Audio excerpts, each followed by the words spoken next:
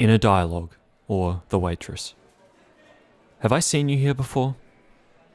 My eyes shifted from the screen full of words that had long ago descended into nonsensical mess rather than coherent sentences, burned into my retinas through procrastinating daydreams.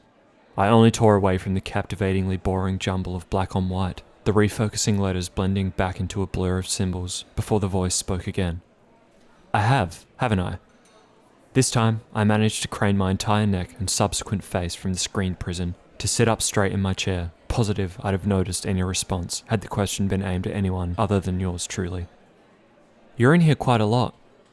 The last statement, deliberately not phrased as a question, a last-ditch effort to begin conversation, was closer than those previous, directly over my shoulder where a shadow loomed above light footsteps tapping on the linoleum tiles. A pair of flat brown shoes carried sock-clad feet and stocking-covered legs into my downward peripheral vision. A girl, the owner of the voice that so recently interrupted my dazed attempt to work. I should have immediately realised her questions were directed at me as she passed by my table, should have assumed the high-pitched, cheery tones could only be that of a female human struggling to convey interest in someone she apparently recognised as, if not more, a recurring customer. Our eyes finally contributed to the exchange by meeting to cement the conversation as our own, a green and blue mixture, briefly obscured by a loose strand of brown fringe before being subconsciously swept aside and tucked behind the ear. The gesture woke something in me I consciously had to quell a split second later in order to gather enough sense to produce a legible response. I enjoy the atmosphere. Really? She asked, awaiting further explanation, as if I'd given some rare excuse in place of the truth. This may sound strange, but I enjoy watching people. People I'll never know, never speak to or interact with in any way other than a passing presence in the corner of their eye. I like to watch as they travel along their own paths through life, never again to intersect with my own. I deliberately trailed off, allowing a moment for the inspired idea to sink into her already impressed thoughts. Does that make me strange? A laugh. Good Lord, the squeaky giggle even forced a grin to my own reserved lips. I would never tire of those laughs, a fact their producers need not know. No, not at all. Does it make me strange to actually go out of my way to be more than a presence in the corner of your eye? A witty response, though a little wordy and a touch selfish, steering the conversation back towards herself after my equally interesting and intriguing icebreaker. Disheartened, I forgave her within the instant, if only to continue distracting myself from more important tasks. Not at all, though having recognised me by the back of my head may be of more noteworthy concern. I smiled, waiting for her to cease her laughter and deliver a retort. A playful exchange was all well and good, but I wasn't the only one here required to explain myself. I had no earthly idea who this woman was, thus it should only be fair she announced our apparent connection. Oh, I see you in here all the time. I mean, I have a few times. Always with your laptop, tapping away or staring at it, always so deep in concentration.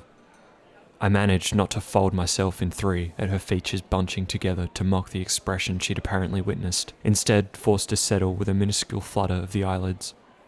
Working, I'm guessing. Her constant grin overshadowed the ramble she'd fallen into with my insistent silence.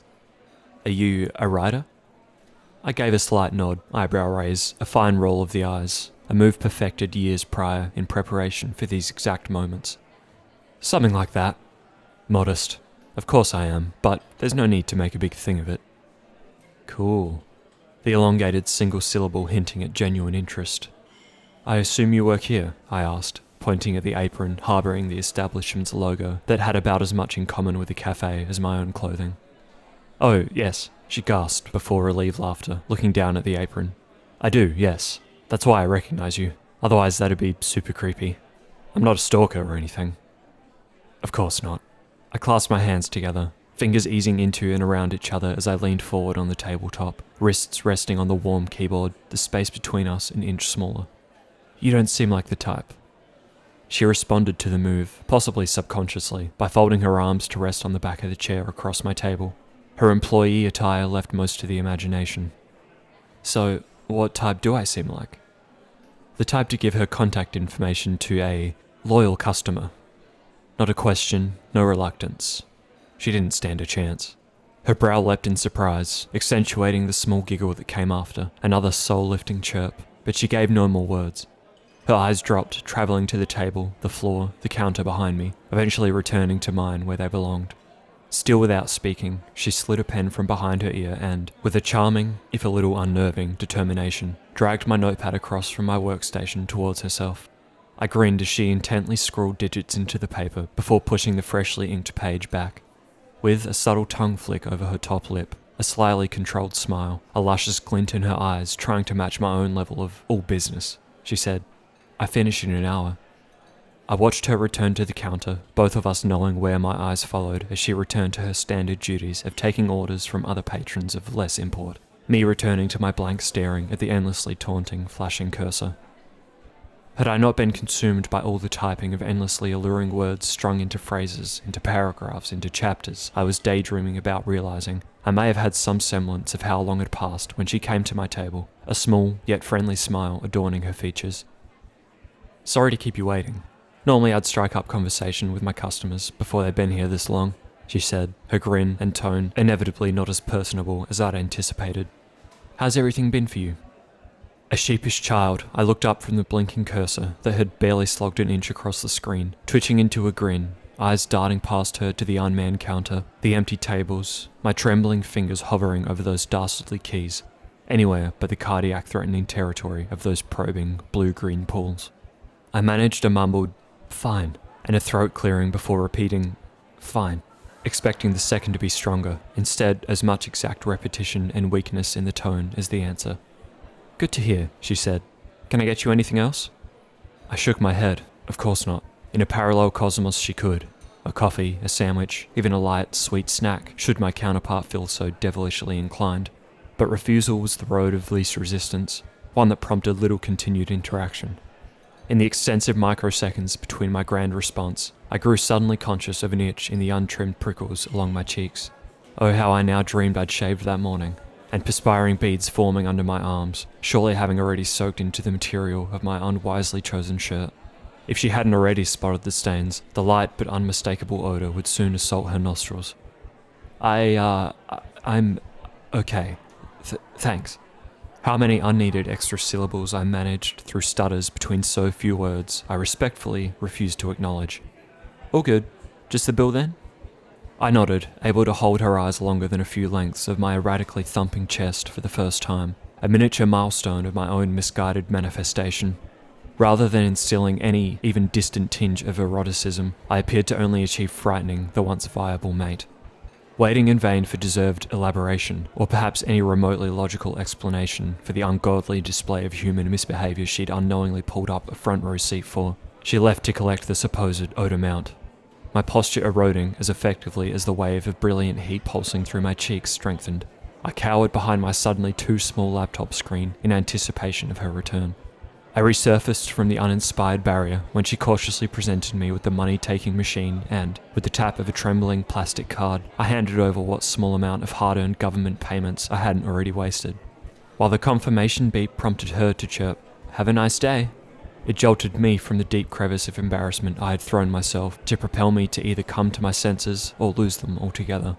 My response, impossibly unforeseen by either party, was spurred by an unbridled amount of pure, terrific, crippling fear, shame, and self-immolation that materialized as false confidence.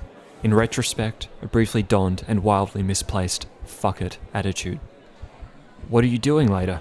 I coughed, practically heaved through lips drier than sun-baked sand, tongue as heavy as if stung swollen. Having already begun turning back to other patrons, her duties regularly misinterpreted as personal affection, she stopped and faced me once more, her features bunching together to attempt genuine sorrow. "Oh, I'm really sorry, but I have a boyfriend."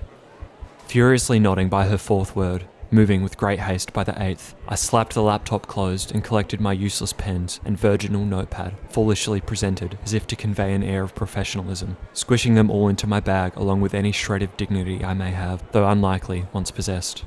The chair's feet gratingly scraped the tiles as I stood, refusing any further eye contact with a single stranger, including the woman before me, too stunned in her confusion and concern to blanket the visible regret to offer anything more than another quiet apology.